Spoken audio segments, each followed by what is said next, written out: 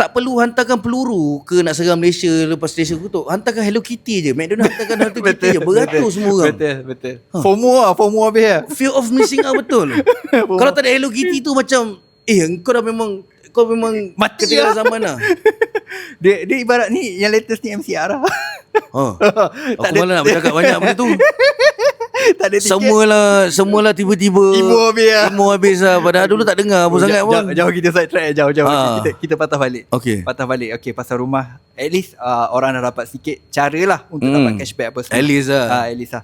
So untuk personal finance kan. Personal finance So apa actually yang kau personalkan benda tu? Maksudnya apa servis kau sebenarnya? Sebab servis aku technically macam ni. Aku try untuk bantu orang yang mana susah nak buat. Misalnya kalau dia ada blacklist sikit ke, yang kita mampu nak tolong.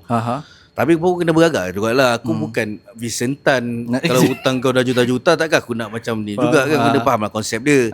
Kalau ada kelayakan, kena sikit, kira macam aku ada kemampuan nak bantu kau, okey je, tak ada masalah. Dan kes kau tu pun boleh buat